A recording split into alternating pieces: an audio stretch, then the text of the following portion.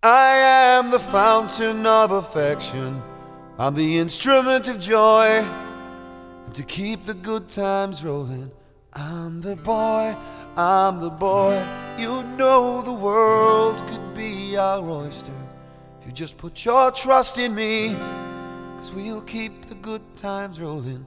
Wait and see, oh wait and see.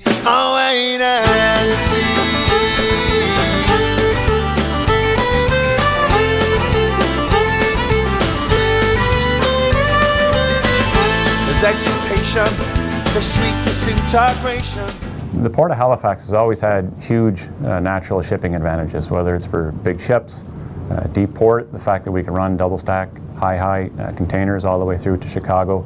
But what's really exciting is the news of late, all of the massive amount of investments. Now, the most recent news that we're just thrilled to hear about is the new shipbuilding contract that will be based in Halifax. It will last for many, many years and bring in lots of jobs and employment, and undoubtedly will require imports and exports to service that. But that's not the only thing going on though. There is a list of projects that are as much as 350 in number that tally up to over $100 billion that in a way will create a huge surge of growth, of investment, of business in this whole region. The Port of Halifax is very strategic for worldwide trade, where we're the first port of call coming from anywhere in the world through the Suez Canal or Europe, and the last port of call coming up through the United States is through the Panama Canal. There's exultation, there's sweet. Imports from Europe, the Mediterranean and Suez Transit Asian services can have their cargo arrive in the US Midwest much earlier by discharging their cargo here in Halifax and taking advantage of CN's intermodal services.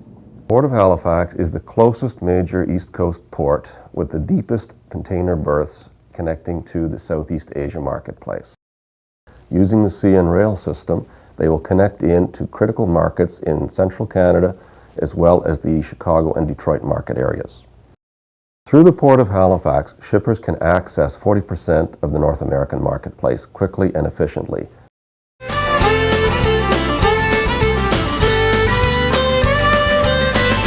There's exultation, there's sweet.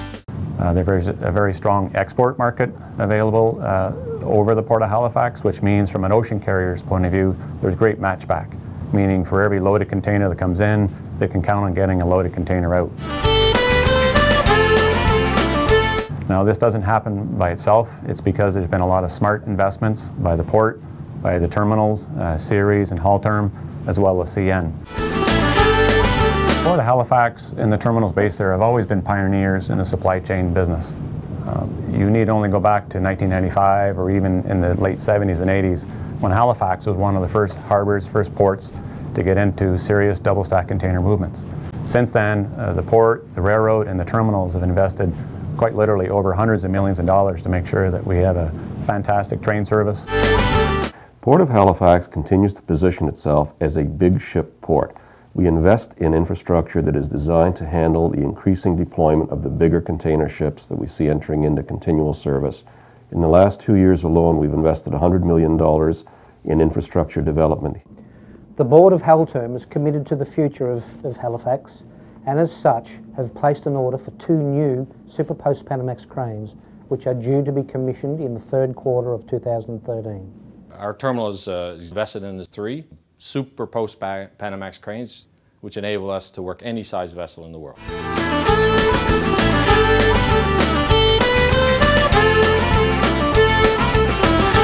Port of Halifax, we have one railway, and that's CN.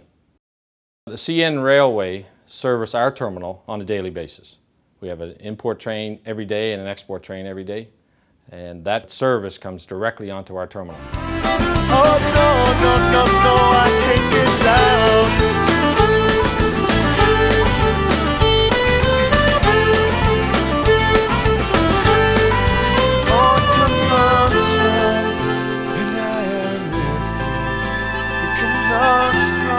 Port of Halifax was the first port in Canada to undertake and sign a comprehensive level of service agreement. We did that with both the terminal operators and with CN Rail. That level of service agreement has resulted in marked improvements in efficiency and productivity on the terminal. We all work together as a team to better improve our service to the shipping lines. We do that on a daily basis. We have communications on a daily basis, and we measure our results by dwell times, turn times, and continue to improve and work towards that. The great thing about these service level agreements is they have very simple metrics. There's only 3 or 4 key ones. How long do the imports dwell? Do we make export cutoffs? Transit time to inland destination. Now with these simple metrics, it's very easy using a BlackBerry to know every day, because we get a report 7 days a week, how did each party execute? Did the railroad do what the railroad was supposed to do? Did the terminal do? More importantly, did the customer get the traffic on time? Our performance agreement that we have with CN measures dwell time in hours. On average, we are achieving a dwell time measured in single digits. Our partnership between Ceres and CN has worked very well over the years. The last 2 years, it has taken a step up, and now the train is moving. They put people on the ground. Natalie McDonald's in Halifax, she does a great job. We talk to her every morning about our plan, what we have to do, what we can do, and what we should do. What really makes this work, though, from our point of view, is we have a port manager right on the ground. Natalie McDonald works every day with the port. I work with Halterm daily. I work with Ceres daily. She communicates with our intermodal headquarters based in Toronto to make sure that we have sufficient cars, that we're meeting export cutoffs, that the customers that are counting on getting their inland cargo to inland markets on time, that they're happy. I orchestrate the traffic flow for intermodal in and out of the Port of Halifax with CN Transportation, CN Mechanical, CN Engineering. We talk daily with the Port of Halifax and the port operators to ensure that the traffic's getting on their pier when they need it and getting out and getting on a train as quick as possible. I am lifted, when I'm up I can't get down, can't get down, can't get level, when I'm up I can't get down. The Port of Halifax has always had a natural advantage. But when you take this advantage and you couple good strategic investments, simple agreements, metrics that are easy to use, service that's being executed very, very well, and you combine all that with a team of people, whether it's the port, the terminals, or the railroad, that are fully committed to the project. We're excited, we're keen, we're all working together. We think this is a real success story, and most importantly, the customers love it. Can't get down, can't get down, can't get level, when I'm up I can't get down, get my feet back on the ground, when I'm up I feel we're making a difference now. can't get down, can't get level, when I'm up I can't get down, get my feet back on the ground. Oh.